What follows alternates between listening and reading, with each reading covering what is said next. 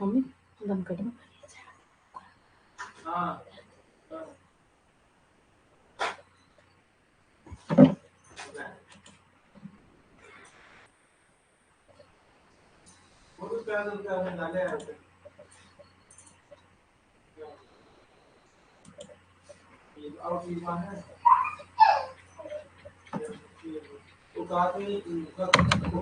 चल जब मम्मी इतना हल्ला हो तो पूरा लाइट है ना सब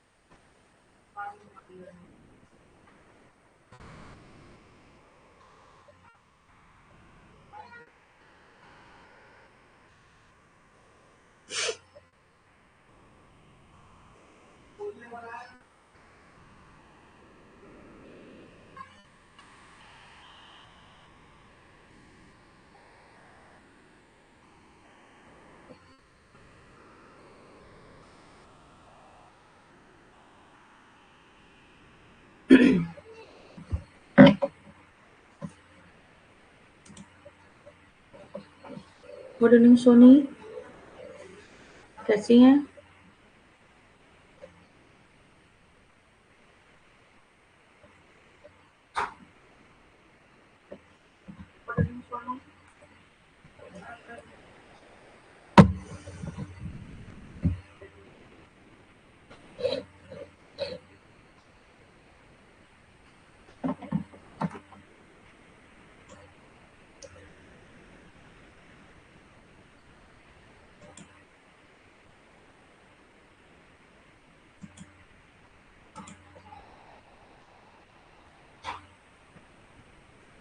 ओके, फाइन, गुड।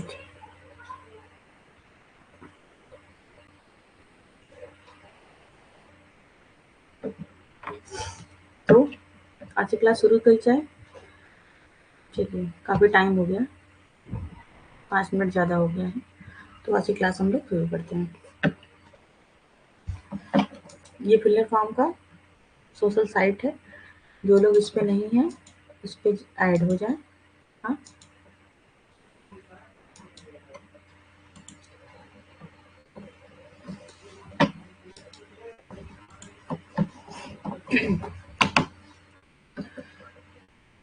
ओके। हमारे यहाँ ऐसे कोर्सेज चल रहे हैं, पेपर 1 पेपर 2 के 6 महीने कोर्स, 12 महीने कोर्स, और पेपर 1 और पेपर 2 के 6 महीने के कोर्स है, और पेपर 1 पेपर 2 के एक साथ 12 महीने के भी कोर्स है। जिसको जैसा अच्छा लगे वो कोर्स ज्वाइन कर सकता है अपनी नीड के अनुसार। यूजीसी नेट का चलता है बैच, इसमें क्या होता है, first paper and second paper चलता है फिलर फॉर्म पे, नोट्स प्रोवाइड किए जाते हैं। पीवाईक्यू क्या होता है, विद आंसर होगा। थोड़े दिन में हमारी पीवाईक्यू डेली पढ़ने लगेगी, और जब यूनिट खत्म होती है तो उसके पीवाईक्यू वगैरह हम भी करवा देते हैं, और 100+ मॉक टेस्ट होगा। इसके लिए हमारा कोड है EMCH10। अगर कोई कोड मतलब कोर्स परचेज करना चाहता है तो उस पर ये कोड लगाने से उसका 10% ऑफ मिलेगा। चलिए, कल की क्लास में हम लोग सिंबॉलिक इंटरेक्शन थ्योरी के बारे में पढ़े थे। हाँ, अभी हम लोग पढ़ रहे हैं approaches to sociology of education. इसमें 3 तरीके के अप्रोचेस दिए हैं, सिंबॉलिक दिया है, फंक्शनल दिया है, स्ट्रक्चर फंक्शनल दिया है, और कॉन्फ्लिक्ट थ्योरी दी है। 3 तरीके दिया, तो उसमें आपका सिंबॉलिक कंप्लीट हो चुका है।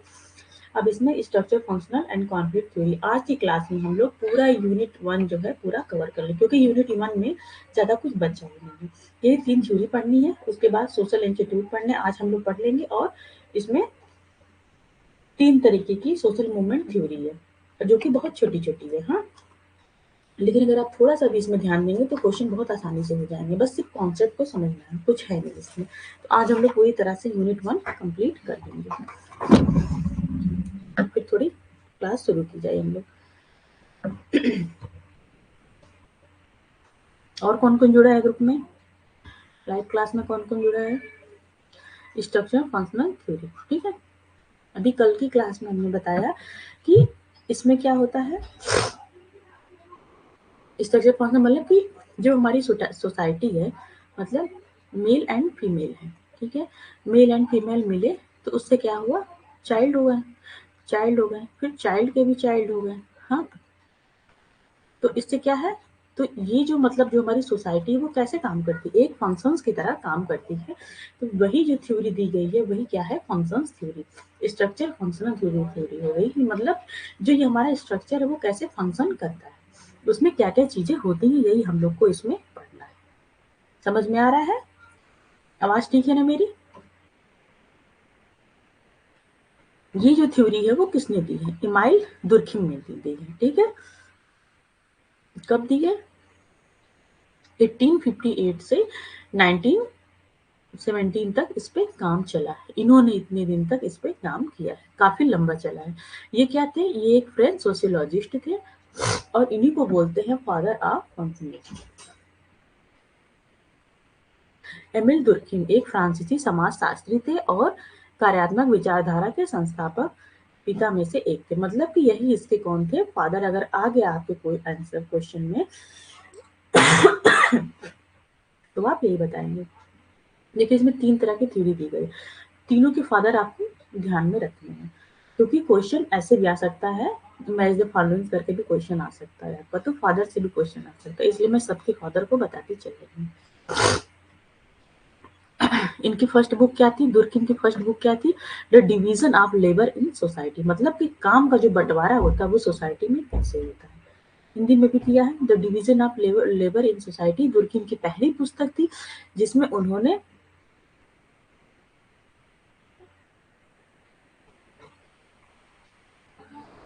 उन्होंने समाज के अछूत रखने वाली ताकतों की व्याख्या की है। ऐसा क्यों होता है, लेकिन दिनेश आपको ही दिक्कत होती, बाकी कोई कोई भी ऐसा मतलब कभी वो किया नहीं, मतलब कंप्लेन कभी कोई किया नहीं कि मेरी क्लास में कम आवाज आ रही है। सोनी बताइए।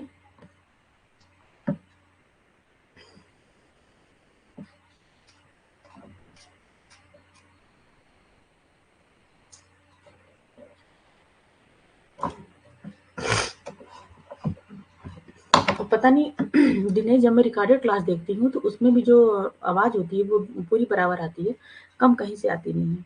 ठीक है सोनी, देखिए सोनी भी बता रही है कि आवाज ठीक है। It's emphasis on the large scale social structure, ये किस पे फोकस किए हैं, जो लार्ज स्केल मतलब बड़े पैमाने का जो सामाजिक हमारा संरचना है उन पर इन्होंने फोकस किया है कि सामाजिक संस्था मतलब जो सोशल इंस्टीट्यूशन है, ठीक है, उनके अंतर संबंध और समाज पर इसका क्या क्या प्रभाव पड़ता है, मतलब जो सोशल इंस्टीट्यूशन है और इनके जो रिलेशन है वो समाज पे क्या प्रभाव डालते हैं। सोशल रिलेशन क्या क्या, अरे सोशल इंस्टीट्यूट क्या है, हमारी फैमिली है, हमारी सोसाइटी है, हमारा स्कूल है, ये सब क्या है, ये सब सोशल इंस्टीट्यूट है, तो इसका समाज पे क्या प्रभाव पड़ता है और ये कैसे तरह से फंक्शन करते हैं, इसका स्ट्रक्चर क्या है, इन्हीं सब चीजों के बारे में बात एमिल दुर्खिम ने की थी और उसके बाद उन्होंने स्ट्रक्चर फंक्शनल थ्योरी का आविष्कार किया। ठीक है, अब हम लोग देखते हैं कि सोशल ऑर्डर मतलब कि एक समाज में क्या क्या चीजें होती हैं, क्या होता है उसमें, समाज में फैमिली होती है, ठीक है, ढेर सारी फैमिली मिलकर एक समाज का निर्माण करती है, सबकी सबकी तो फैमिली होती है ना समाज में, सबकी अपनी अपनी फैमिली है, तो वो फैमिली जब इकट्ठा हो तो बहुत लार्ज स्केल पे वो चीज हो गई, तो वो क्या हुआ, समाज का निर्माण करती है। और उसमें रिलीजन होता है, हर आदमी का अलग अलग रिलीजन होता है, और इंडिया में तो बहुत सारे रिलीजन है, सबका अलग अलग रिलीजन, कोई हिंदू है, कोई मुस्लिम है, कोई ईसाई है, कोई सिख है, हाँ, सबका अलग अलग रिलीजन है। और इसमें सबसे इम्पोर्टेंट पार्ट क्या है समाज का, शिक्षा। शिक्षा ही है, इसी को हम लोग को इसमें पढ़ना है कि समाज में शिक्षा का बैलेंस कैसे है और कैसे कैसे होता है। और क्या समाज में होता है, क्राइम, क्राइम का मतलब जजमेंट भी होता है, मतलब न्याय भी होता है, ठीक है। ये 4 चीजें जो है वो हमारे समाज के एक मजबूत स्तंभ है और जिसका सब चीजों पे समाज पे हमारे प्रभाव पड़ता है। Family, education, religion and crime, इसको जजमेंट भी कह सकते हैं, न्याय भी कह सकते हैं। तो इसमें ही एक लोग हुए पर्सन, पर्सन करके एक लोग थे जिन्होंने स्ट्रक्चर फंक्शनल की थ्योरी दी है, जो कि थोड़ा इम्पोर्टेंट है इनका, तो आप लोग ध्यान दीजिए। इनकी थ्योरी इन्होंने जो मॉडल दिया उसको बोलते हैं AGIL, AGIL मॉडल बोलते हैं। हाँ, तो देखते हैं टलकाम person was an American psychologist. ये कहाँ के थे? अमेरिका के साइकोलॉजिस्ट थे, who did tremendous theoretical work on structural functionalism. मतलब कि इन्होंने स्ट्रक्चरल फंक्शनिज्म में जो ये थ्योरी है, मतलब संरचनात्मक वाली जो थ्योरी है, ठीक है, इसमें लिखा हुआ संरचनात्मक कार्यात्मक, ठीक है, ये जो थ्योरी है इसको इन्होंने दिया था। ओके, हिंदी भी मैंने लिखा है, जिसको हिंदी समझ में आ रही है तो हिंदी में भी पढ़ लिया, वैसे मैं दोनों पढ़ के बता देती हूँ। ये क्या थे? ये अमेरिकी समाजशास्त्री थे और इन्होंने ही संरचनात्मक कार्यात्मक थ्योरी को दिया था। अब देखते हैं अकॉर्डिंग टू पर्सन, पर्सन ने क्या बोला है? A functions refer to a set of activities that fulfil the need of the society. Person के अनुसार एक जो भी मतलब सामूहिक जो गतिविधियां होती हैं वो क्या होती हैं? वो समाज की जरूरतों के अनुसार ही होती है, मतलब कि समाज की जो जो जरूरतें होती हैं उसी के हिसाब से हमारे फंक्शन जो हैं, हमारे जो संरचनात्मक मतलब ढांचा हुआ जो जैसे जैसे वर्क होता है वो उस सोसाइटी के ऊपर ही निर्भर करता है। जैसे सोसाइटी रहती है, जैसे सोसाइटी की नीड रहती है, ठीक है, जैसे सोसाइटी की डिजायर रहती है, उसी हिसाब से जो समाज का संरचना है वो बनती है और उसमें सारे कार्य होते हैं। अगर किसी समाज में मतलब कि ठीक है, जैसे मतलब थोड़ी एरिया पे खाली मतलब हिंदू है तो उसमें जो एक्टिविटी होगी वो हिंदू से रिलेटेड होगी, वहां पे होली अच्छा मनाया जाएगा, वहां दिवाली अच्छा मनाया जाता है। अगर कहीं पे बहुत ज्यादा क्रिश्चियन है, वहाँ पे सिर्फ और सिर्फ क्रिश्चियन ज़्यादा है किसी सोसाइटी में मान के चलिए, तो वहाँ पे क्या होगा? वहाँ सोसाइटी पे मतलब धर्म का प्रभाव पड़ेगा, उसकी एक्टिविटी कैसे होगी? क्रिश्चियन वाली होगी। मतलब कि अभी जैसे थोड़े दिन पहले हम लोग गुड फ्राइडे देखे तो वहाँ पे अच्छा गुड फ्राइडे मनाया जाएगा, अब हिंदू सोसाइटी में तो नहीं मनाया जाएगा ना उतना अच्छा। और जैसे अभी ईस्टर एक वो था, ईस्टर संडे का संडे को, तो वो वाली एक्टिविटी हुई तो उसको ज़्यादा अच्छा कहाँ मनाया जाएगा? वहीं मनाया जाएगा। तो यही कहने का मतलब है कि उस पर सोसाइटी की नीड के हिसाब से ही जो एक्टिविटी होती है वो होती है और ये दोनों का एक दूसरे के ऊपर प्रभाव पड़ता है। ही डिस्क्राइब 4 फंक्शनल, इन्होंने 4 तरह का मॉडल दिया है।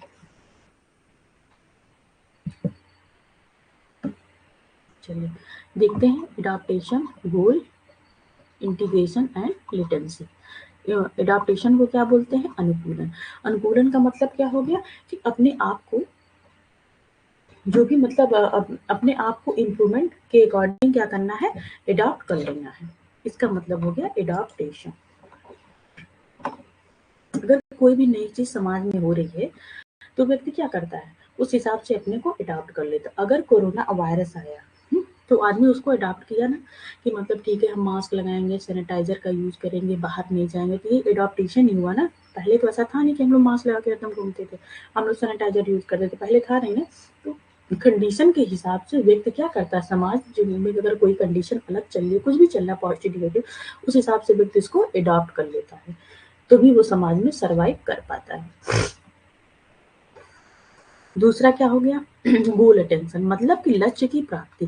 किसी भी चीज को प्राप्त करने के लिए एक लक्ष्य को मतलब निर्धारण करना बहुत जरूरी है। जैसे कि कोविड-19 आया तो उसमें लक्ष्य की प्राप्ति हुई ना, मोदी जी वैक्सीन निकाले और बोले कि 1 दिन या 2 दिन जो भी उसमें लक्ष्य निर्धारित कर दिए थे कि इतने टीके लगने ही लगने चाहिए हमको।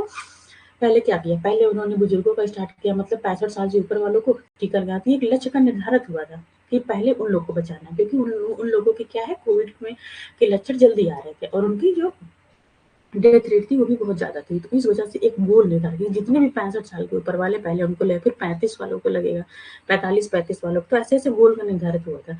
तो यही हुआ कि गोल का निर्धारित करना है। ठीक है? आ रहा है समझ में? 4 कौन से पॉइंट? ये पॉइंट इंपॉर्टेंट है, पर्सन ने जो बताया है AGIL मॉडल, तो इसलिए मैं आप लोग को बता रही हूँ। ओके, और दूसरा क्या है? इंटीग्रेशन। अगर कोई चीज़ नहीं समझ में आ रही तो तुरंत पूछ लीजिएगा, मैं इसीलिए एग्जाम्पल के थ्रू समझा रही हूँ ताकि आप लोग को समझ में आ जाए। ओके, इंटीग्रेशन, इंटीग्रेशन का मतलब क्या हो गया कि सभी लोग मिलके क्या करते हैं? एकीकरण, एक होके सभी घटकों के बीच अंतर संबंधों का नियम मतलब सभी लोग एक होकर के क्या करते हैं? कॉपरेट होके काम करते हैं, सभी लोग एक होके। मतलब कि कोविड आया तो उसमें कितने सारे नर्स हुए हैं, वॉलंटियर हो गए हैं वो लोग, हाँ, डॉक्टर्स हो गए और भी बहुत सारे लोग हैं। सब लोगों ने अपना-अपना क्या कहा, दूध वाला था वो दूध पहुँचाया था, सब्जी वाला सबके घर सब्जी पहुँचाता रहा है, ठीक है? तो सब लोगों ने एक नीचे से लेके ऊपर तक के लोगों ने सबने मिल के काम किया, उसपे एकीकरण होके काम किया, एक साथ होके काम किया। तो समाज को अगर कोई भी चीज़ें आती हैं तो हम कैसे करेंगे? पहले तो नई चीज़ों को हम अडॉप्ट करेंगे, फिर एक गोल का निर्धारण करेंगे, फिर उसके बाद एकीकृत होके उस चीज़ को हम सॉल्व करने की कोशिश करेंगे, काम करेंगे उस चीज़ पे, ठीक है? और लेटेंसी का मतलब क्या हो गया कि विलंबता। इसका मतलब क्या है कि लेटेंसी का मतलब होता है कि मोटिवेशन से लीजिए इसको, ठीक है? कि कि देखिए यहाँ लिखा है मोटिवेशन, ओके? मतलब कि कोई भी प्रॉब्लम हो रही है तो उसको बीच-बीच में करके हमको मोटिवेशन उसमें देना है। जैसे कि कोविड के समय में मोदी जी ने बोला कि सब लोग क्या करेंगे, सब लोग दिया जलाएँगे। 6 बजे या 7 बजे बोला था ना कि सब लोग दिया जलाएँगे, तो एक तरह से ये क्या था? दिया जलाने से कोविड तो नहीं मर जाएगा।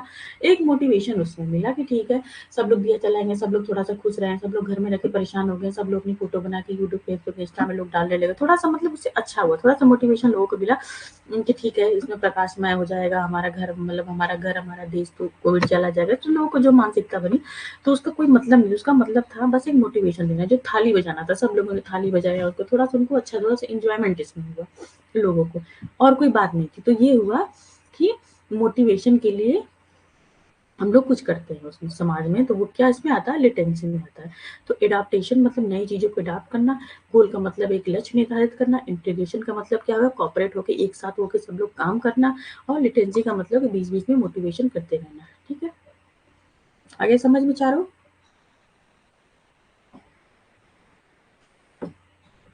आगे चलें?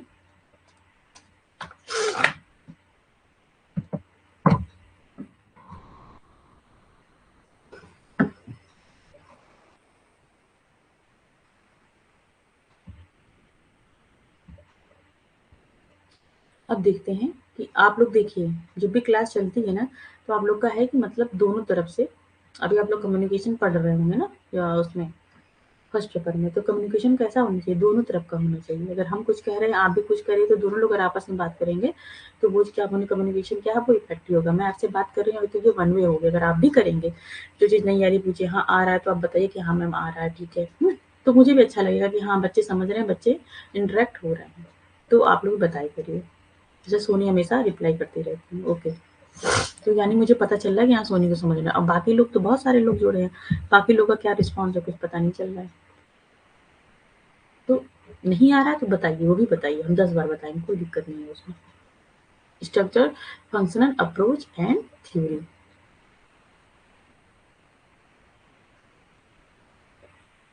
पीछे की स्क्रीन ब्लर आ रही है, हाँ वो थोड़ी आज आ रही है, थोड़ी लाइट की कमी आ जाए इसलिए लग रहा है ऐसा हो रहा है, पर दिख तो रहा है सब।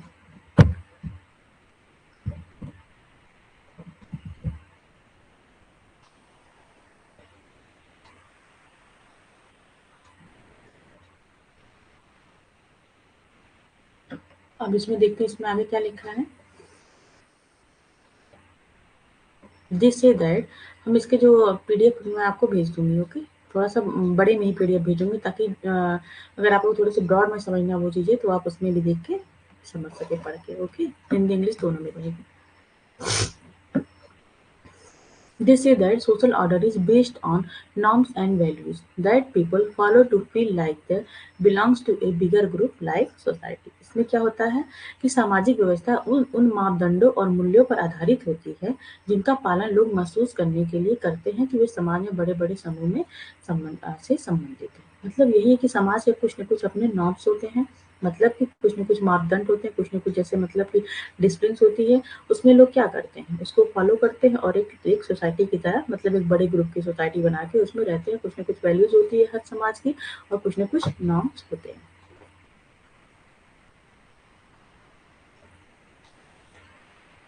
ठीक है? All social institute like a school and there structure have an effect on people. मतलब जो भी सोशल इंस्टीट्यूट हैं, जैसे क्या है, स्कूल है, फैमिली है, सोसाइटी हमारी है, वो क्या है, वो जो लोगों के हैं उसके ऊपर क्या है इफेक्ट डालती है। सभी सामाजिक संस्थाएं जैसे स्कूल और उनकी संरचना लोगों पर प्रभाव डालती है।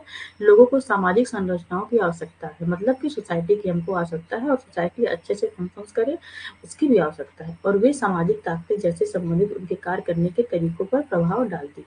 और मतलब कि जो सामाजिक ताकतें हैं मतलब ये क्या है, जो सोसाइटी में क्या स्कूल है वो एक तरह की ताकत भी, क्योंकि वो एजुकेशन दे रही है, तो वो जो कर रही है उसका समाज पे भी बहुत ज्यादा प्रभाव पड़ता है।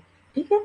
और क्या कहते हैं, all people interact with social structure and our behavior is shaped by how we interact the each other। Okay. मतलब जो हमारा सोशल बिहेवियर है वो बहुत ज़्यादा इफेक्ट डालता है कि कैसे हम एक दूसरे को इंटरेक्ट करते हैं। मतलब किसी से अगर सोसाइटी में मिले तो हम कैसे उनको अभिवादन करते, कैसे उनसे बातचीत करते। ये सब चीज़ें जो क्या है सोसाइटी को एक शेप देने में, एक स्ट्रक्चर देने में बहुत ही ज़्यादा इंपॉर्टेंट रोल निभाती है।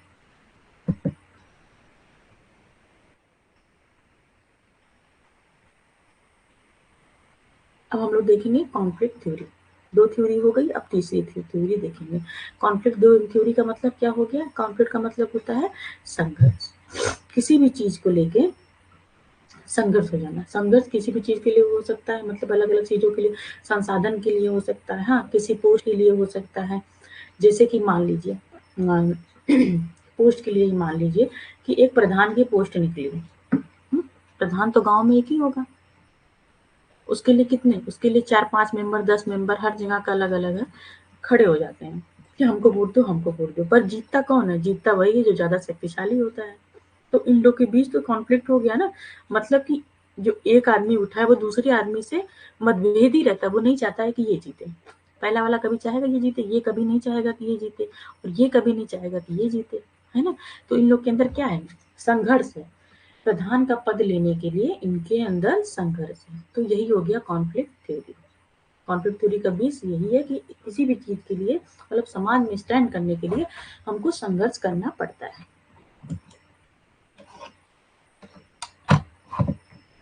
ओके।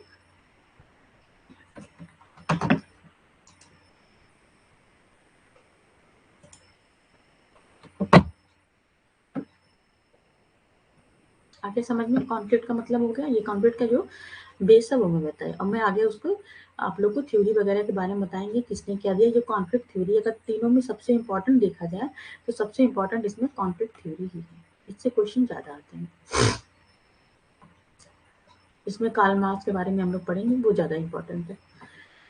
देखिए कॉन्फ्लिक्ट थ्योरी क्या बोलती है। Conflict theory is a macro approach. जो पहली थ्योरी थी सिंबॉलिक थ्योरी थी, ठीक है, वो क्या थी, वो माइक्रो थी। और बाकी ये दोनों स्ट्रक्चरल वाली और कॉन्फ्लिक्ट वाली, ये दोनों थ्योरी क्या है, मैक्रो, मतलब ये बड़े लेवल पे होता है, तो इसलिए इसको बोलते हैं macro. Approach that examine that role that power play in society and how it can be used to have control over others। okay? संघर्ष का सिद्धांत जो है ये क्या है, ये स्थूल दृष्टिकोण है जो समाज में शक्तियों की भूमिका की जांच करता है और दूसरों पर नियंत्रण रखने के लिए इसका उपयोग कैसे किया जाता है, ये कौन बताता है, ये कॉन्फ्लिक्ट थ्योरी बताता है। अब इसमें देखते हैं इसका की पॉइंट क्या क्या है। Society is organized into two groups, those with and those without power। मतलब कि सोसाइटी में कितने तरह के लोग हैं, दो तरीके के लोग हैं। एक लोग के पास क्या है, पावर ज्यादा है, और एक लोग के पास पावर नहीं है या फिर कम। ठीक है, या तो किसी के पास बहुत ज्यादा पावर या किसी के पास कम है या फिर नहीं के बराबर है। ऐसे सोसाइटी में दो तरह के लोग होते हैं और कॉन्फ्लिक्ट हमेशा उन्हीं लोगों के बीच में ज्यादा होता है। Those with the most power have the most wealth, prestige and privilege, and therefore are able to limit the less powerful exploitation can result।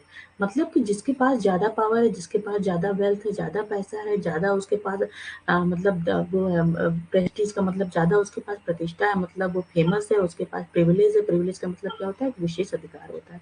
ठीक है, वो लोग क्या करते हैं, वो लोग ज़्यादा ही पावरफुल होते जाते हैं और जो उनसे कम पावरफुल है उसका क्या होता है, उसका शोषण होता है। तभी लोगों के, दोनों लोग के बीच कॉन्फ्लिक्ट होता है, मतलब संघर्ष होता है, मतलब कि विवाद पैदा होता है। उसी को लेके ये थ्योरी आई है, कॉन्फ्लिक्ट की थ्योरी। दो हम लोग पढ़ लिए। तीसरा पॉइंट क्या है, there is constant tension between the class of society, conflict theories ask for whom is society functioning and, जब कॉन्फ्लिक्ट, जब मतलब संघर्ष होगा सोसाइटी में, जब संघर्ष होगा तो फिर क्या होगा, तो लोग पूछेंगे ही ना कि सोसाइटी किसके लिए फंक्शन कर रही है, कौन है जिसके इसके लिए ये फंक्शन कर रही है, और कैसे लोग हैं जो फंक्शन में आ रहे हैं, मतलब जो काम कर रहे हैं। सब मिला के बस यही है कि आप उसका बस सिंपल सा ध्यान देना है, इसकी जो हिंदी है संघर्ष दिमाग में रखना है। दो लोगों के बीच, इसमें दो से दो या दो से मतलब ग्रुप के बीच में संघर्ष हो सकता है, इंडिविजुअल के बीच संघर्ष हो सकता है। तो सब मिला के बस इसको आपको, अगर कॉन्फ्लिक्ट थ्योरी, कॉन्फ्लिक्ट का मतलब ही संघर्ष होता है, तो तुरंत आपको नाम से ही क्लियर हो जाना चाहिए कि संघर्ष की बात हो रही है। ठीक है, अगर आप में क्वेश्चन अगर आएगा तो ऐसे आ सकता है क्वेश्चन, अगर इससे क्वेश्चन बनना हो तो मैं एक छोटा सा मतलब डेमो देती हूँ कि इस तरह क्वेश्चन इससे बनेगा कि मान लीजिए कि एक क्लास में एक क्लास में 50 बच्चे हैं। ओके, 50 बच्चों के बीच नंबर 1 आने की होड़ लगी है। तो इसमें कौन सी थ्योरी इसमें कौन सी थ्योरी सेट बैठती है। ठीक है, इस टाइप के क्वेश्चन आ सकते हैं। तो कौन सी होगी, इसमें कॉन्फ्लिक्ट हो रहा है, होड़ लगी है ना, दोनों लोग के बीच संघर्ष हो रहा है चीज को करके, मतलब एक पाने के लिए। क्योंकि जो नंबर 1 की पोजीशन है, जो फर्स्ट रैंक की पोजीशन है, वो हर कोई तो पा नहीं सकता, वो जब पाएगा तब एक ही बच्चा पाएगा। तो उसमें संघर्ष हो रहा है उस चीज को आगे लाने के लिए ना। इसमें कौन सी, इसमें सिंबॉलिक थ्योरी भी काम नहीं करेगी, क्योंकि सिंबॉलिक थ्योरी है वो किसके लिए, वो सिंबल्स का यूज होता है, hello yes no. Okay, symbols का यूज होता है, चाहे तो मतलब लाइट ग्रीन हो गई, रेड हो गई, सबका अलग अलग जो मतलब हुआ उसके लिए यूज हुआ। अभी जब स्ट्रक्चर फंक्शन दिए हैं तो वो तो सोसाइटी के फंक्शन में को बार है, इसका स्ट्रक्चर क्या क्या है उस पर बात होती है। तो तीसरा कौन था, कॉन्फ्लिक्ट थ्योरी बचा। तो आप लोग ऐसे करके गेस कर सकते हैं, मैं बस सिर्फ बता रही हूँ कि कैसे आपको क्वेश्चन करना है। ठीक है, समझ में आ गया सबको।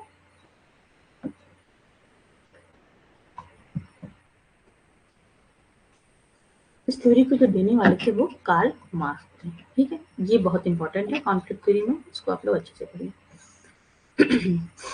कब दिए थे, 18 से 1883। ओके,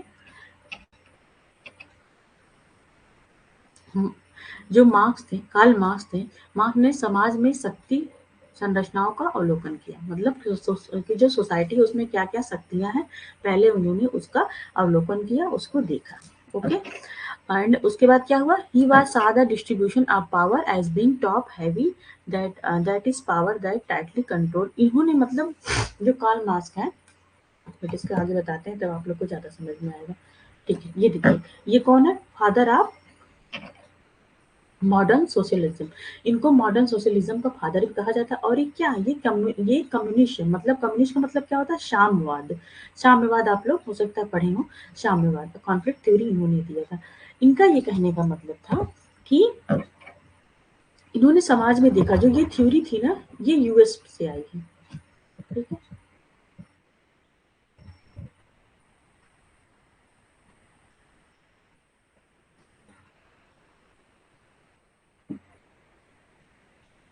ठीक है, ये जो थ्योरी थी, इसमें इसमें ये बोला गया था कि मतलब कि जैसे कि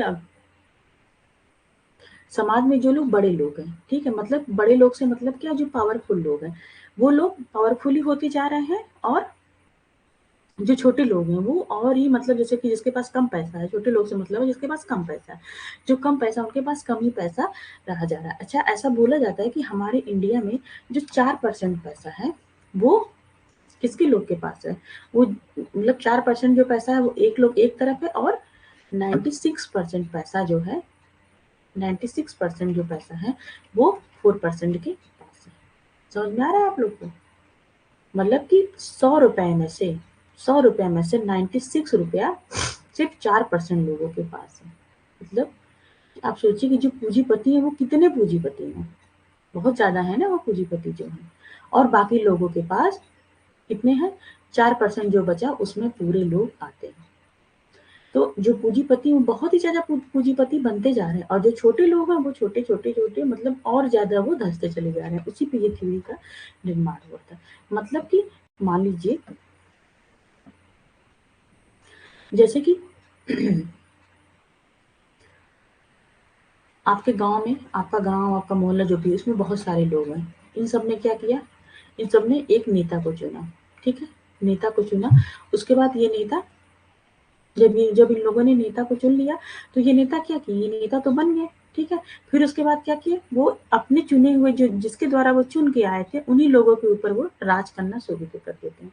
तो इससे क्या हुआ, इससे जो हम लोग जिसको चुने हैं और उनके मतलब जो हमारे चुन के गए हैं, ठीक है, अपने अपने ठीक है, अपने आप मोहल्ले अपने गाँव सबके अपना कोई कोई प्रधान होता है, ठीक है, उसका प्रधान सिंपल से एकदम प्रधान का उदाहरण दो, हम लोग प्रधान का चुनाव करते हैं, तो हम ही लोग तो वोट देते हैं, हम अपने प्रधान को चुनते हैं। तो वो प्रधान पहले क्या था, पहले प्रधान नहीं था, वो हमारे मतलब साथ रहने उठने बैठने वाला ही हमारा भाई पिता बंधु जो उसको भी आप समझ लीजिए, ठीक है, वो था। तो लेकिन जब वो प्रधान बन जाता है तो फिर क्या होता है, वो पूरे गाँव के ऊपर राज करने लगता है और उसका एटीट्यूड भी चेंज हो जाता है, ठीक है। तो यही मतलब है इसमें, इन्होंने कार्ल मार्क्स ने ये थ्योरी तभी दी है कि जो ऊपर के बैठे लोग हैं, मतलब कि जिसके पास पावर हो गया है, हाँ, टॉप टू हैवी, पावर का जो डिस्ट्रीब्यूशन होता है वो कैसे होता है, टॉप टू नीचे की तरफ होता है, टॉप टू डाउन होता है। आगे समझ में, कार्ल मार्क्स ने क्या बोला था, तो ऐसा इन्होंने बोला था कि ऐसा नहीं होना चाहिए, हमारा जो लीडर होना चाहिए वो कैसा होना चाहिए, वो कम्युनिस्ट होना चाहिए। कम्युनिस्ट का मतलब क्या होता है कि सब लोग बराबर हैं, ठीक है, सब लोग बराबर हैं, जो चुन रहे हैं अपना नेता वो भी वैसे ही है और जो नेता चुन रहा है वो भी क्या है, वो भी इनके बराबर ही है, ठीक है। तो सब लोग मिलकर नेता को चुनेंगे पर सब लोग रहेंगे एक जैसे, ये नहीं कि इनका हो गया तो ये कहाँ, ये मतलब राष्ट्रपति का चुनाव किए तो ये राष्ट्रपति भवन में चलेगा और हम लोग चुने तो हम लोग नीचे ही रहेंगे। इनका यही था, इन्होंने साम्यवाद का जनक बोला जाता है कि सब लोग मिलके शासन करेंगे। साम्यवाद का मतलब है कि सब लोग मिलके ही शासन करेंगे, कोई एक नहीं शासन करेगा। ये दिया था कार्ल मार्क्स ने अपनी थ्योरी में, यही दिया था। आधुनिक समाजवाद मतलब जो पहले का अभी भी ऐसा चल रहा है, जो हमसे ऊपर बैठे हैं वही हमारे ऊपर, वो हम लोग उनको चुन के भेजते हैं और वही हमारे ऊपर राज करते हैं। इसलिए इन्होंने कार्ल मार्क्स ने इसमें कॉन्फ्लिक्ट थ्योरी दी कि इसमें क्या संघर्ष हो जाता है, फिर बाद में अच्छा नहीं लगता ना कि हम लोग ही बैठाएं और हम लोग से ही गलत तरीके से बात किया जा रहा है। कोई हमारे अगल बगल का एमएलए हो वो हम ही लोग चुनते हैं, लेकिन उसके बाद फिर क्या होता है, जब उससे आप बात करने जाइए तो वो आपकी बात नहीं करेगा, आपको अपॉइंटमेंट लेना पड़ेगा, 10-10 दिन आप उसके चक्कर काटेंगे तब आप उनसे बात कर पाएंगे। तो इससे क्या होता है, इससे संघर्ष होता है, तो गुस्सा आती है ना कि हम ही तो चुन के भेजे थे वहाँ पे, अब ये मेरी बात ही नहीं सुन रहा, हमारे घर का ही सड़क नहीं बनवा रहा, हमारे यहाँ पानी की व्यवस्था नहीं कर रहा है, बिजली की व्यवस्था नहीं कर रहा है। तो एक संघर्ष होता, कॉन्फ्लिक्ट पैदा हो गया।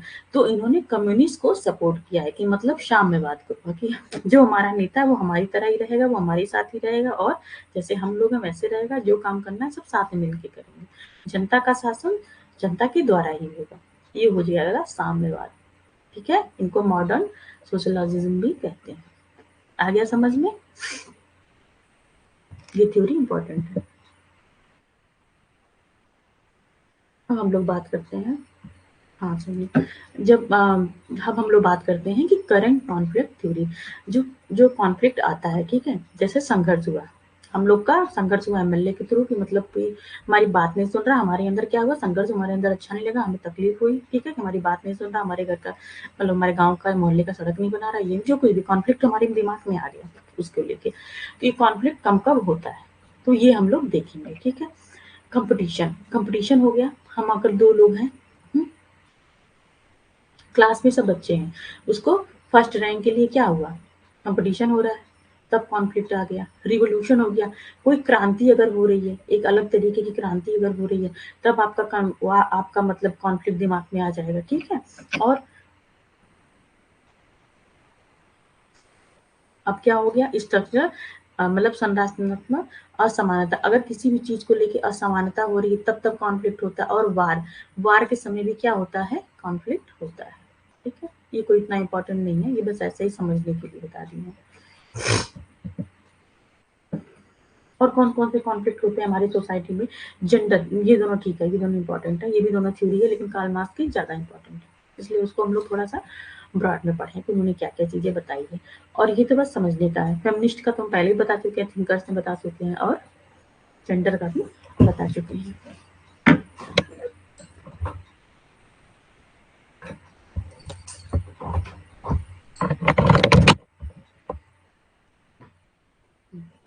जेंडर कॉन्फ्लिक्ट कब होगा, जैसे कि हमारे समाज में होता है, दो ही जेंडर है ना, फीमेल है एंड मेल है, तो क्या मतलब जो फीमेल को राइट्स मिले हैं वैसे ही मेल को मिले हैं, ऐसा नहीं है ना।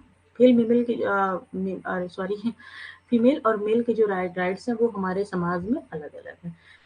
मेल को इसमें ज्यादा राइट्स मिले हैं और फीमेल को कम राइट्स मिले हैं, मतलब संविधान में ऐसा कुछ नहीं लिखा है।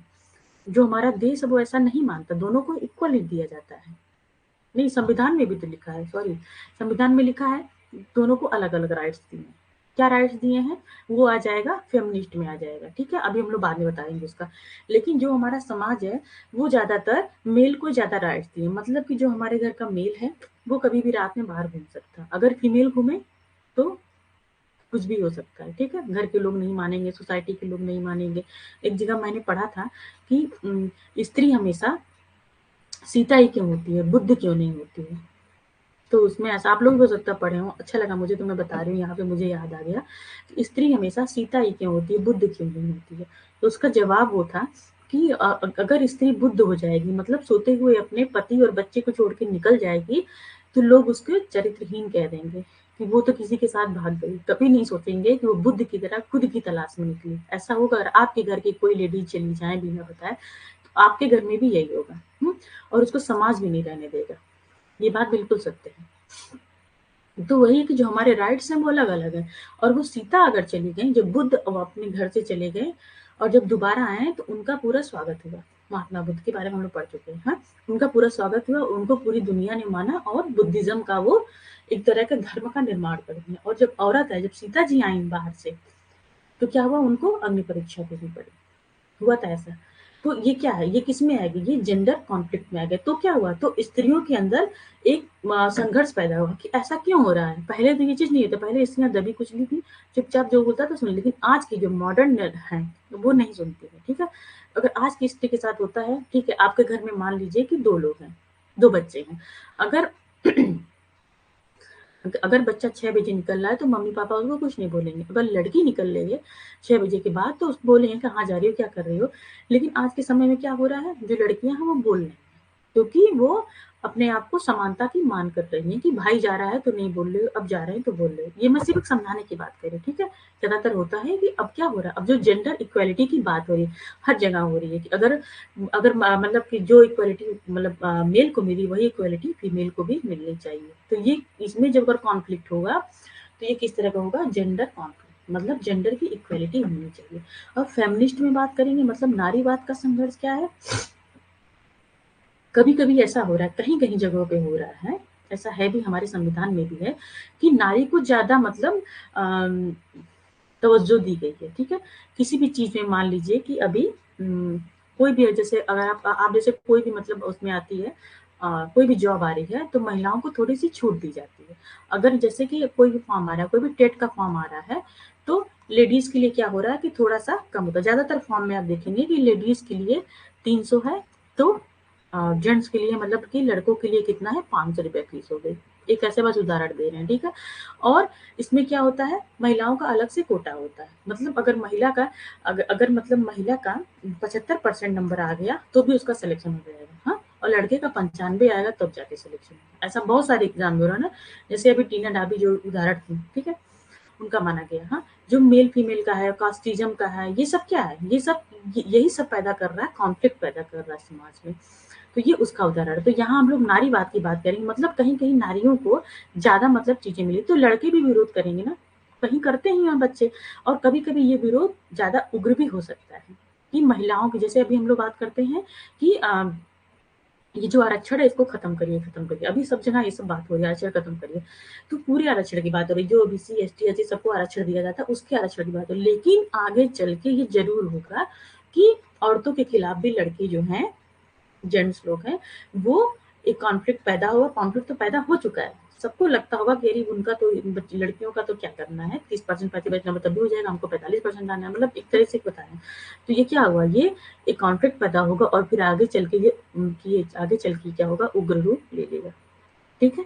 तो अगर ऐसा होगा तो इसको बोलेंगे फेमिनिस्ट कॉन्फ्लिक्ट थ्योरी में ये आएगा, और जेंडर के लिए कि मेल फीमेल का रहेगा, और फेमिनिस्ट के लिए क्या होगा, महिलाओं के अधिकार के लिए पुरुष से लड़ाई करेंगे कि उनको ज़्यादा मिला और हमें क्यों कम मिला, ये आएगा फेमिनिस्ट कॉन्फ्लिक्ट थ्योरी में। आ गया समझ में दोनों चीज़ें? अब हम लोग नेक्स्ट पार्ट के चलेंगे, सारी थ्योरी खत्म हो गई। आ गया?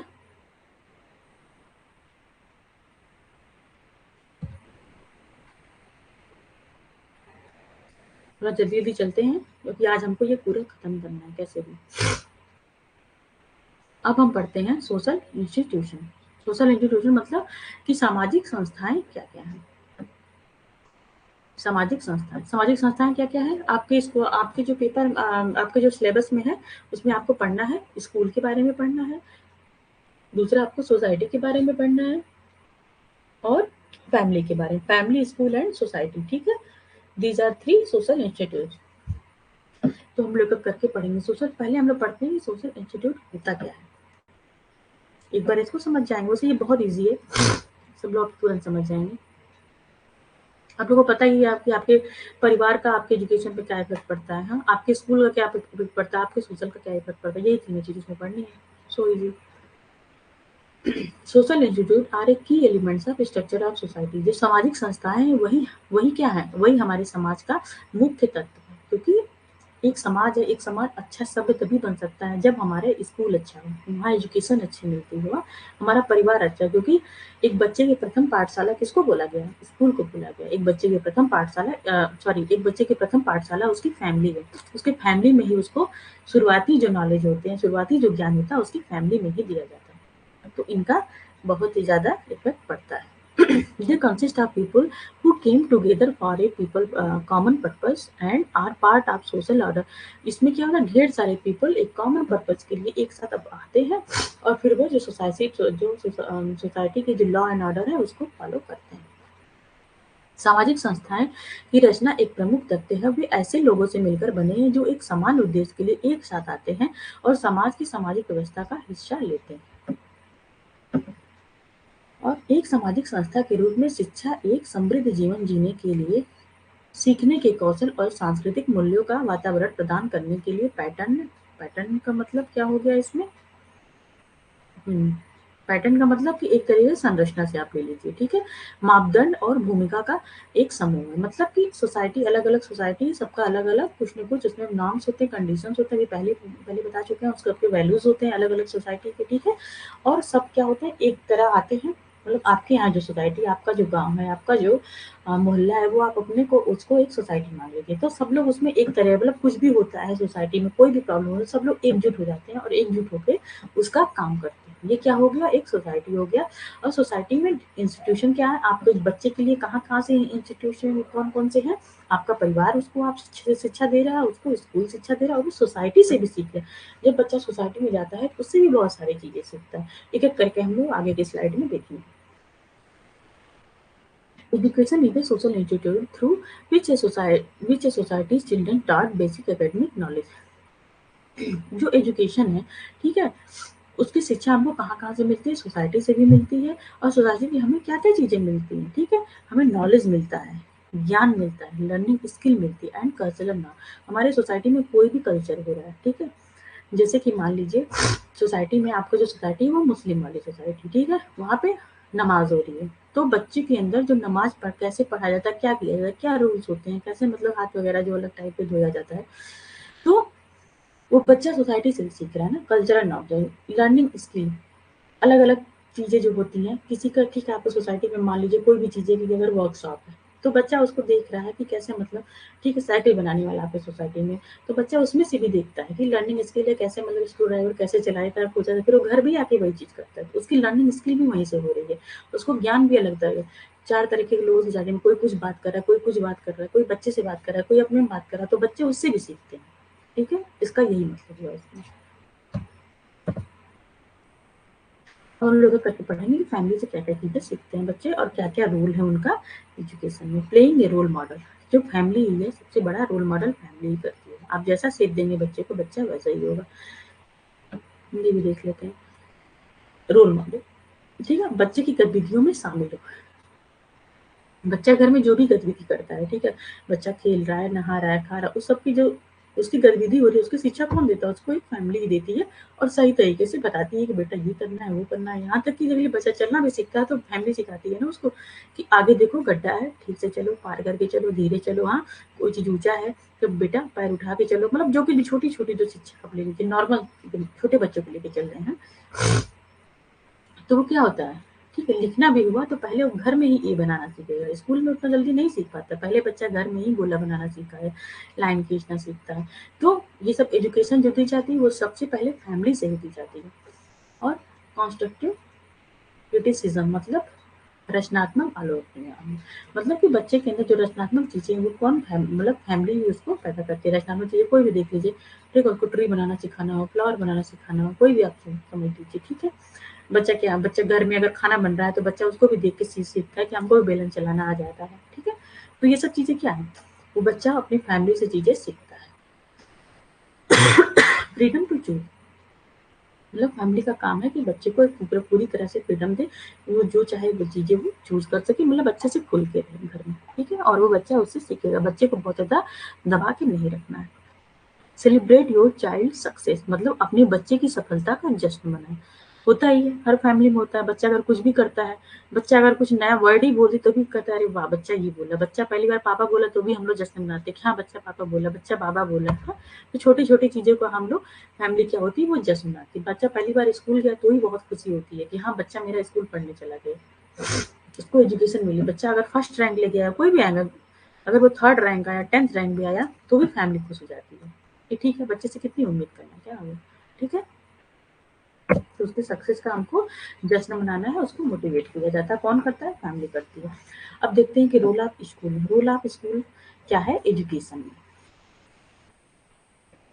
स्कूल हमारे युवाओं का अभिन्न अंग है, बच्चों का भविष्य माना जाता है और उनका विकास समाज की बेहतरी के लिए किया जाता है। स्कूल में क्या क्या होता है, स्कूल में बच्चों को नॉलेज दी जाती है, स्किल डेवलप किया जाता है, ठीक, अलग अलग चीजें बच्चों को सिखाई जाती है, करिकुलम पढ़ाया जाता है जो उसका जिससे रिलेटेड क्लास का जो करिकुलम होता है, ये सब चीजें पढ़ाई जाती है। और उसको बहुत सारी को करिकुलर एक्टिविटी भी सिखाई जाती है बच्चों को, मतलब इनके थ्रू उस बच्चे को एजुकेशन दिया जाता है। अब हम लोग देखते हैं कि रोल ऑफ द स्कूल का रोल क्या क्या है। Role of school in providing knowledge, ज्ञान प्रदान करने के लिए स्कूल की भूमिका होती है। सामाजिक कौशल के निर्माण में स्कूल की भूमिका होती है। कोई भी सोशल स्किल्स हम बच्चे को सिखा रहे हैं, सोशल स्किल का मतलब क्या हुआ, कोई भी चीज अगर हम बच्चे को सिखा रहे हैं, ठीक है, बच्चे को प्रेयर सिखाई जाती है, हाँ, बहुत सारी चीजें सिखाई जाती है। हुँ, तो वो क्या हुआ, वो मान लीजिए जैसे सोशल स्किल, ठीक है, प्रेयर के बारे में सिखा दिया गया कि कि मतलब कि भगवान को याद करना, खाने से पहले याद करना है, स्कूल में पढ़ने से पहले मतलब जाते ही करना है। तो ये सब सोशल स्किल होती है, मतलब हम लोग कैसे बात करनी है, बड़ों का सम्मान करना है, हाँ। तो ये सब क्या हो गया, सोशल स्किल्स में आ गए। तो कौन सिखाता है, स्कूल में सिखाया जाता है। वेल स्ट्रक्चर्ड एनवायरनमेंट, तो स्कूल का काम है कि सबसे पहले बच्चों को वेल स्ट्रक्चर्ड एनवायरनमेंट, मतलब कि जो उसको स्कूल का एनवायरनमेंट है अच्छा से हरा भरा हो, लाइट पर पंखा कुर्सी सब चीज की व्यवस्था हो, वो कौन प्रोवाइड कराएगा, वो स्कूल प्रोवाइड करेगा। जब तक सब चीजें सुविधाएं नहीं मिलेंगी तब तक बच्चा की जो शिक्षा है वो अच्छे से नहीं हो पाएगी। मतलब मिनिमम जो रिक्वायरमेंट है, लाइट हो, पंखा हो, पानी हो, टॉयलेट हो, हाँ, बैठने की जगह हो, ये सब तो देना ही पड़ेगा, तो ही बच्चे का अच्छे से शिक्षा हो पाएगी। हेल्प इन पर्सनल डेवलपमेंट, बच्चे का पर्सनल डेवलपमेंट भी स्कूल कराता है। प्रोवाइड प्राइमरी एजुकेशन, बच्चे का प्राइमरी एजुकेशन स्कूल कराता है। Help to mould personality of field, बच्चे का जो व्यक्तित्व है उसको भी कौन उसको ढालता है, एक स्कूल ही उसमें मदद करता है। सीखने में प्रोत्साहन करना, मतलब कि इनकरेज लर्निंग, अगर बच्चा कुछ अच्छा काम करता है तो उसको रिवार्ड भी मिलता है और गलत काम करता है तो पनिशमेंट भी मिलता है। दोनों चीज करके बच्चे को सिखाया जाता है, लेकिन पनिशमेंट का यूज नहीं है, तो पनिशमेंट के बारे में बात नहीं करेंगे। सामाजिक नेटवर्क बनाता है, मतलब कि सोशल नेटवर्क कैसे बनाना है, बातचीत कैसे करना है, पीयर्स के साथ अपनी कैसे रहना है, मतलब एक क्लास का बच्चा है वो अपनी दूसरी क्लास के बच्चों के साथ कैसे रहेगा, ठीक है। एक नेटवर्क मतलब बातचीत करने का क्या तरीका है और कोऑपरेट कैसे करना है, ये बहुत सारी चीजें हैं वो हम स्कूल में ही सीख पाते हैं। घर में बच्चों का ये सब विकास नहीं हो पाता है। शेयरिंग का हुआ, ठीक है, ये सब चीजें स्कूल में देता है।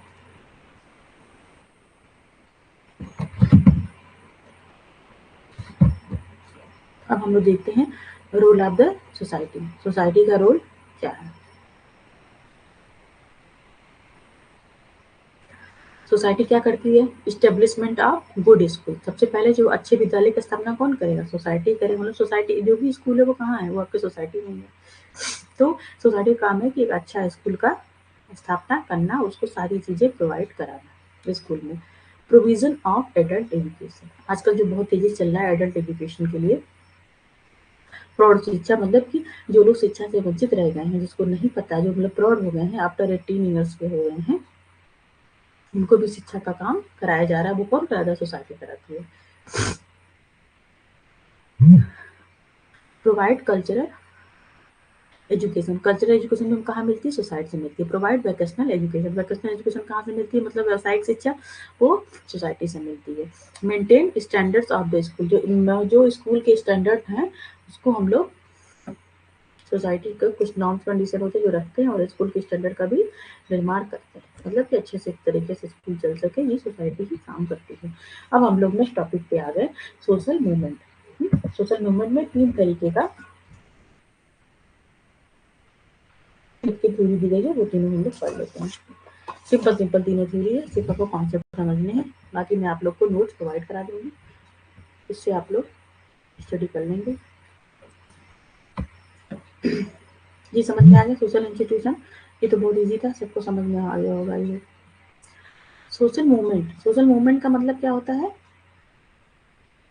कि समाज में एक तरह से ये हलचल, मूवमेंट का मतलब हलचल से ले सकते हैं यहाँ पे, कि समाज में अगर हलचल हो रही है तो क्यों हो रही है, उसकी अलग अलग टाइप की थ्योरीज यहाँ पे दी हुई है। ओके, वही हम लोग को पढ़ना, 3 थ्योरी दी गई। तो समाज में जो मूवमेंट, समाज में अगर कोई हलचल होगी तो वो क्यों हो रही है, अगर समाज में कोई चेंज आ रहा है तो वो क्यों हो रहा है, उसके पीछे 3-4 कारण होते हैं। ठीक, और भी होते हैं लेकिन 3-4 कारण मैं बता दे रही हूँ। कि जियोग्राफिकल चेंज, अगर मान लीजिए आप, चलिए ऐसा नहीं मानते हैं, आप अपनी जगह नहीं कहीं और का मानिए, कि किसी भी जगह पे भूकंप आ जाए बहुत तेजी से, ठीक है, जो सारी चीजें हैं वो पलट पलट जाए, तो क्या हो जाएगा, तो वहां की जो सोसाइटी है उसमें चेंज आ जाएंगे ना। तो जो संसाधन है वो खत्म हो गया, जो पेड़ पौधे चीजों से मिल जाती है, हर चीज जो यहाँ पे मतलब फसलें वगैरह लगी, भूकंप आ गया, सब गिर गया, तो वहाँ क्या हो गया, वहाँ चेंज आ गया ना, वहाँ उस चीजों की क्या है, कमी आ गई। तो लेकिन जो वहाँ के लोग हैं वो तो वहाँ जाएंगे ही, अपना जीवन यापन करेंगे ही वहाँ पे, तो एक तरह से चेंज हो गया वहाँ पे। ठीक है, और स्टेट चेंज, मान लीजिए कि बहुत सारे स्टेट हैं जो दूसरे स्टेट से अलग होके बने, जैसे कि मिजोरम, मिजोरम क्या हुआ, वो असम से कट के बना हुआ है। ठीक है, तो जैसे बांग्लादेश पहले अपना था, अपने देश में था, फिर वो अलग से बना है, वो नहीं, बंगाल से कट के बांग्लादेश बन गया, तो वहाँ का कल्चर अलग हो गया, हमारे यहाँ का कल्चर हो गया, असम का कल्चर अलग हो गया, असम अपना कल्चर लिया, मिजोरम अपना अलग कल्चर तैयार कर लिया, तो ये क्या हुआ, स्टेट चेंज हुआ तो भी सोशल मूवमेंट हुआ, मतलब समाज में कोई न कोई हलचल हुई। पॉलिटिकल चेंज, पॉलिटिकल चेंज भी होता है, कांग्रेस पार्टी आई वो अलग बताती है, ठीक है, ये चीजें स्कीम लाएगी, इसमें कुछ चीजों पे ज्यादा ध्यान देगी, बीजेपी आई तो कुछ चीजों पे अलग ध्यान दे रही है, तो वो भी क्या हुआ, समाज में एक तरह से हलचल हुई, मूवमेंट हुआ। और इकोनॉमिकल चेंज, अगर कोई भी देश है, बहुत ज्यादा गरीब हो गए, जैसे आजकल मुद्दा उठ रहा है, बार बार टीवी में आ रहा है कि पाकिस्तान में बहुत ज्यादा गरीबी चल रही है, क्या है क्या नहीं है वो मुझे नहीं पता, बस मैं एक आपको उदाहरण दे रही हूँ। तो इकोनॉमिकल चेंज मतलब कि वहाँ की जो कंडीशन पहले से थी वो अब ज़्यादा दिन पे दिन खराब होती है। अभी थोड़े दिन पहले हम लोग श्रीलंका के बारे में न्यूज़ आ रहा था, ठीक है, कि वहाँ पे मतलब गरीबी ज़्यादा बढ़ रही है, लोग मतलब परेशान हो रहे हैं, आंदोलन कर रहे हैं, तो इकोनॉमिकल चेंज आया। ठीक है, पहले क्या था और अब में क्या है, काफ़ी चेंज आ गया, तो लोग क्या करें, उसमें संघर्ष पैदा हो गया और वहाँ का जो चीज़ें हैं काफ़ी बदल गई। ठीक है, अगर संसाधन कम हो जाएँगे तो लोगों के बीच मारा-मारी बढ़ जाएगी उस चीज़ को लेके। तो वहाँ कुछ न कुछ मूवमेंट आया, कुछ लोग वहाँ पे मतलब चीज़ें वहाँ से बाहर चले गए, कुछ लोग वहीं रह रहे हैं तो वो चीज़ें नहीं पा रहे हैं लेकिन फिर भी वो रह रहे हैं। एक तरीके से ये चेंज आ गया, इकोनॉमिकल चेंज आ गया और एजुकेशनल चेंज आ गया। कोई भी सोसाइटी है, अगर वहाँ पे एजुकेशन पे ज़्यादा खर्चा होगा, एजुकेशन पे ज़्यादा पैसा खर्चा, जैसे हमारे यहाँ पे जीडीपी में हम लोग का वृद्धि हुआ है, एजुकेशन में पहले कम था, अब ज़्यादा हो गया। तो एजुकेशन पे जब जीडीपी ज़्यादा मिल गई उसमें अ, ये बजट की बात कर रही हूँ मैं, बजट का जो होता है, बजट का सत्र आता है ना, तो ज़्यादा पैसा खर्च हो रहा है एजुकेशन पे पहले की अपेक्षा। तो ज़्यादा स्कूल खुल रहे हैं, ज़्यादा चीज़ें, ज़्यादा ज़्यादा टीचरों की उसमें क्या होगा, जॉब पाएँगे, ज़्यादा भर्ती होगी, तो एजुकेशनल चेंज होगा। तो जो पहले का एजुकेशन, जो मतलब पहले की मानसिकता लोगों की थी, तब और आज में बहुत चेंज है। अब हम लोग काफ़ी पढ़े लिखे हो गए, पहले में जो हमारी लिटरेसी रेट थी वो कम थी, पहले के लोग कम पढ़े लिखे थे, उनकी मानसिकता अलग थी। तो अब इसके किसके थ्रू चेंज हुआ, ये एजुकेशन के थ्रू चेंज हो गया। फिर क्या हुआ, कल्चरल चेंज, कल्चर का भी चेंज होता है, अलग अलग टाइप के कल्चर होते हैं, जैसे कि मतलब स्टेट का बंटवारा हुआ तो उस स्टेट का दूसरा हुआ, दूसरे कल्चर का दूसरा हो गया, तो इसका कल्चरल चेंज हो गया। और कल्चर में क्या है, बीच बीच में चीजें घुसती रहती हैं, जैसे कि जैसे कि आप मान के चलिए कि हिंदुओं का त्योहार हुआ, होली हुआ, ठीक है, तो होली पहले हिंदू लोग ही मनाते थे ज्यादातर, ये चीजें नॉर्थ की तरह भी ज़्यादा होली वगैरह मनाया जाता था नॉर्थ इंडिया में, ठीक है? लेकिन अब क्या, अब होली हर जगह मनाई जा रही है। अब साउथ इंडियन भी होली पे जाते हैं, ठीक है? वो भी उतने बड़े पैमाने पे नहीं मनाते, लेकिन वो भी अपने घर मनाते हैं। दिवाली पे वो भी लोग अब दिया जला रहे हैं, पहले ऐसा नहीं होता था।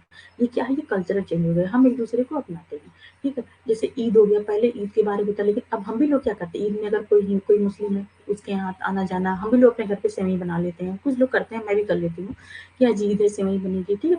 उनके कल्चर को भी आदमी थोड़ा बहुत अपनाता है, जो कि अच्छी चीज़ें हैं वो सब कोई अपनाता है, ठीक है? जैसे कि ईसाई की बात करें, हम लोग ईसाई धर्म हुआ, क्रिश्चियन, हिंदू धर्म पहले कभी चर्च जाते थे? नहीं जाते थे।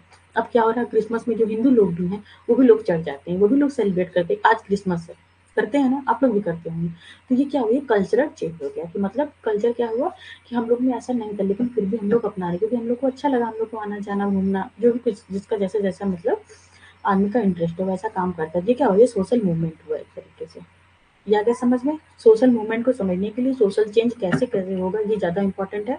ये मैंने समझा दिया कि सोशल चेंज कैसे-कैसे होता है। अब हम लोग पढ़ेंगे सोशल मूवमेंट जो आपके सिलेबस में है। मेन टॉपिक पढ़ेंगे। इसमें आप लोग को पढ़ना है रिसोर्स मोबिलाइजेशन, मतलब कि जो रिसोर्स है उसका मोबिलाइजेशन, मतलब कि इधर से उधर, मोबिलाइजेशन मतलब कि घुमाव होता है, ठीक है ना?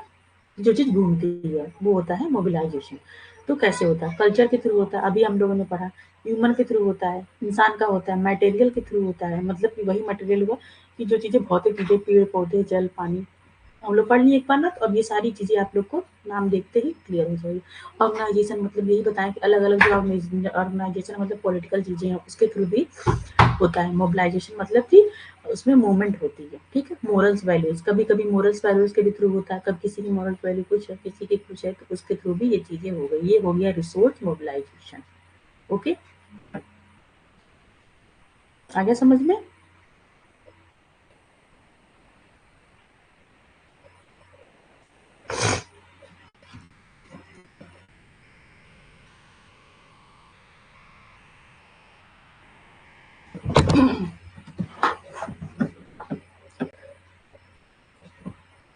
इसमें एक चीज और चीज आती है, इसमें क्या होता है, इसमें जो होता है इमोशंस काम नहीं करती।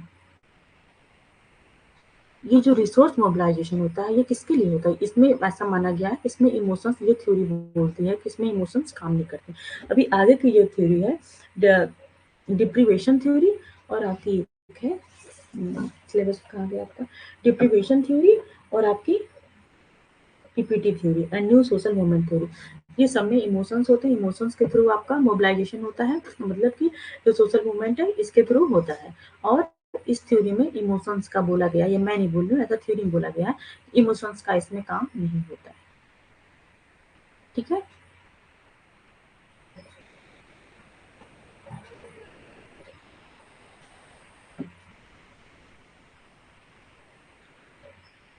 इसको थोड़ा सा और अच्छे से भी पढ़ लेते हैं हम लोग, आगे है क्या इसमें कुछ नहीं, ये तो तुलनात्मक वाली आ गई, ठीक है? तो इसमें हम लोग पढ़ लेते हैं, अगर मान लीजिए कि कोई भी सोशल मूवमेंट चला रहे हैं, ओके,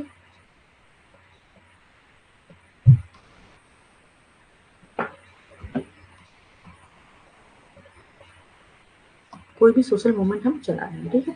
तो इसको चलाने के लिए किस किस चीज़ों की ज़रूरत होगी? जैसे कि अब मान लीजिए सोशल मूवमेंट का मतलब क्या है? कोई भी हम आंदोलन चला रहे हैं, ओके? जैसे कि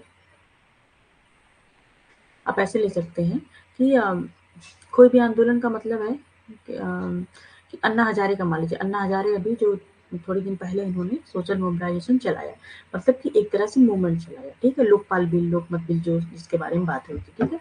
तो उसके लिए क्या-क्या चीज़ लोगों की ज़रूरी है? पहले तो किसकी ज़रूरी है? पीपल्स की ज़रूरी है। ओके, पीपल्स रहेंगे मतलब ढेर सारे पीपल रहेंगे किसी ऑर्गेनाइजेशन में, तो ही वो चीज़ें सक्सेस होगी, कोई भी मूवमेंट तभी सक्सेस होगा। फिर उसके बाद क्या चाहिए? मनी चाहिए, ठीक है? पैसा भी चाहिए, बिना पैसा के कोई मूवमेंट नहीं होगा, कोई भी आंदोलन नहीं हो पाएगा। जैसे कि मान लीजिए, ठीक है, उसका छोड़िए, ये भी नया-नया जो किसान आंदोलन हुआ था, उसकी बात लेके चलते हैं। उसमें क्या, उसमें पीपल्स भी थे, मनी भी थी, हाँ, बाहर से अलग-अलग चीज़ों से फंडिंग उनको मिल रही थी, हाँ, लीडर जो और क्या था, राकेश टिकैत, वो लीडर थे उनके, तो उनका उसमें काम था, मेन काम था, ठीक है? और इमोशंस, इसमें जितने भी किसान थे सबके इमोशंस जुड़े हुए थे, तब जाके जो ये सोशल मूवमेंट है ये सक्सेस हो पाया। जिसमें बहुत सारे पीपल्स थे, उसमें बहुत सारी मनी उन लोग को मिल रही थी, तब वो सक्सेस हो पाया। और लीडर भी थे उनके ड्राकेस्ट, ठीक है, जो अच्छे लीडर थे उन लोग के लिए, ठीक है। इमोशन सबका जुड़ा था, ठीक है। तो जो किसान आंदोलन था उसमें इमोशन से जुड़े, तभी तो बहुत सारे किसान उसमें जुड़ पाए थे। तो एक तरह से फिर क्या हुआ कि सोशल मूवमेंट हुआ, ठीक है। मतलब कि एक समाज के लिए समाज के द्वारा किया हुआ आंदोलन हुआ। हुँ? तो ये हो गया उसमें सोशल मोबिलाइजेशन। ये इसका एक तरीके से आप उदाहरण के तरीके से समझ सकते। अभी जो हुआ था एक और हुआ था जो बच्चे किए थे कर्मवीर वाला, ठीक है। उसमें आर्मी वाला था ना, शायद कर्मवीर ही नाम था उसका।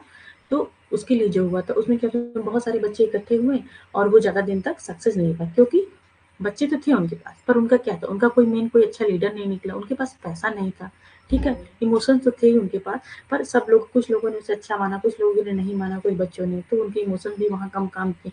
इस वजह से वो चीज़ सक्सेस नहीं हो पाई। तो अगर हम लोग को कोई मोबिलाइजेशन करना है, कोई ऑर्गेनाइजेशन का करना है, तो उसमें रिसोर्स मोबिलाइजेशन में क्या होता है, कल्चर्स भी साथ होना चाहिए, ह्यूमन भी साथ होना चाहिए, मटेरियल भी होना चाहिए, ऑर्गेनाइजेशन भी होना चाहिए और कुछ ना कुछ मोरल वैल्यूज होनी चाहिए। ये आपका हो गया सोशल मोबिलाइजेशन थ्योरी। अब हम लोग पढ़ेंगे रिलेटिव डिप्रीवेशन थ्योरी, मतलब कि तुलनात्मक पक्ष। इसमें क्या होता है, when people compare themselves with other. इसमें क्या होता है कि एक आदमी दूसरे आदमी से क्या करता है, ये देखिए ये थ्योरी क्या है, इमोशंस थ्योरी है, ठीक है। ये इमोशन पे काम करती है। जब लोग अपनी तुलना दूसरे से करते हैं, अगर हम अपनी तुलना किसी अच्छे से, मतलब कि जैसे कि मान लीजिए मेरे पास कम पैसा है, ठीक है, और हम अपनी तुलना अंबानी से कर डालें, तो क्या होगा, हमारे अंदर दिक्कत पैदा होगी ना। हम तुलना कर लेंगे, हमारे अंदर इमोशंस आएगा, अरे मेरे पास तो पैसा ही नहीं है, अंबानी के पास इतना पैसा है, वो तो इतना चीज़ें कर रहे हैं, ठीक है।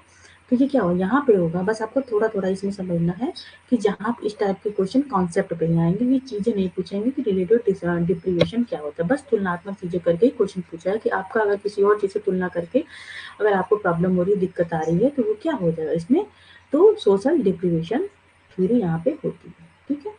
कि when people compare themselves to other, जब आदमी अपने को दूसरे से कंपेयर करता है तो उसके अंदर क्या होता है, उसके अंदर चेंजेस आते हैं और एक तरीके से फिर क्या हो जाता है, सोशल मूवमेंट हो जाता है, ठीक है। ये इसमें आ गया रिलेटिव डिस्ट्रीब्यूशन। अब हम लोग पढ़ेंगे एक राजनीतिक प्रक्रिया का सिद्धांत, ओके। इसका हम लोग पढ़ेंगे पॉलिटिकल प्रोसेस थ्योरी। अब चलिए हम लोग पढ़ते हैं, इसको इसको पीपीटी भी बोलते हैं, पॉलिटिकल प्रोसेस थ्योरी। इसमें क्या क्या होता है, इसको मतलब करते हैं कि मतलब राजनीतिक अवसर, एक तरीके से इसको समझ सकते हैं। चलिए अभी समझेंगे हम लोग। इसमें इसको कौन डेवलप किया, ये यूएसए में हुआ था, किसने डेवलप किया था, डोंगलस एमसी आलम, इन्होंने इसको डेवलप किया था, ठीक है। कब हुआ था, 1960 से लेके 70 तक हुआ था। ये जो थ्योरी मेन आई थी, पॉलिटिकल प्रोसेस थ्योरी आई थी, वो कब आई थी, फ्रॉम और किसके लिए आई थी, ब्लैक सिविल राइट।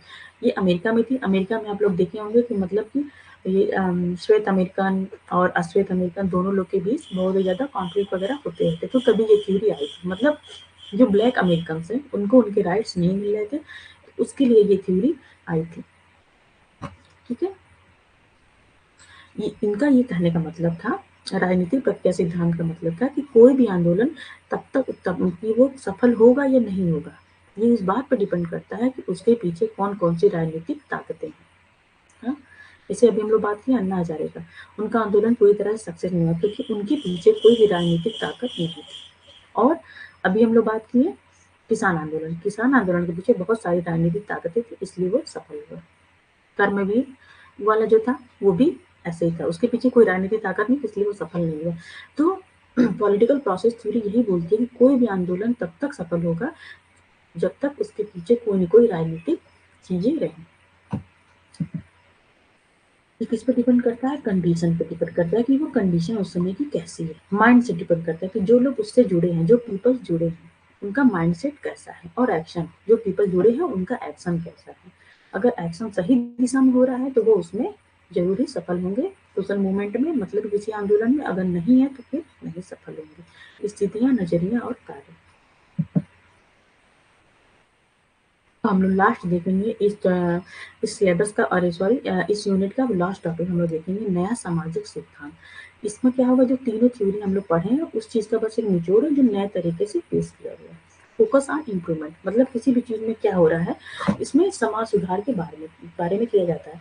ये थ्योरी तो ऐसे मतलब वेस्टर्न है, लेकिन इंडिया में भी हुआ समाज सुधार। सबसे बड़े समाज सुधारक जो पहले आगे किसको बोला था, अभी हम लोग पढ़े थे पिछली क्लास में, ज्योतिबा बाई फुल्ले के बारे में पढ़े थे। ठीक है, जो सावित्री बाई फुल्ले के बारे में पढ़े थे, उनके हस्बैंड का नाम था ज्योतिबा बाई फुल्ले। वही अपने देश के जो हम बोल सकते हैं कि पहले समाज सुधारक के रूप में उनको जाना गया। उन्होंने लड़कियों के एजुकेशन के लिए, गर्ल्स एजुकेशन के लिए बहुत ही ज्यादा प्रयास किए थे। तो वही एक इम्प्रूवमेंट, अगर समाज में कोई कमी आ रही है तो न्यू सोशल थ्योरी क्या बोलती है, नया सामाजिक सिद्धांत बोलता है कि वो इम्प्रूवमेंट करेगा उस पर। ठीक है, एक्शन एंड रिएक्शन। कभी कभी क्या होता है कि किसी भी चीज के लिए हम एक्शन करते हैं, जैसे कि मान लीजिए अभी अमेरिका में हो रहा था कि जो महिलाएं हैं वो अपने मतलब कि वो अपनी इच्छा से अबॉर्शन नहीं करा सकती। अमेरिका में हुआ था।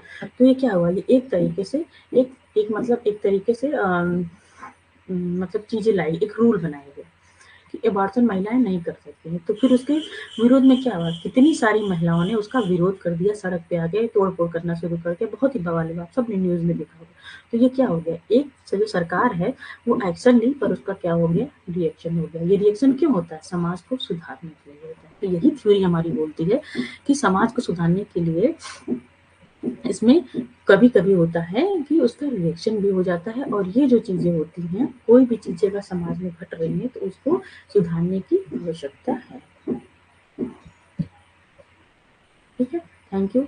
आज का क्लास यहीं खत्म हो गया। आप लोग को आगे समझ में, फिर हम लोग कल की क्लास में मिलेंगे।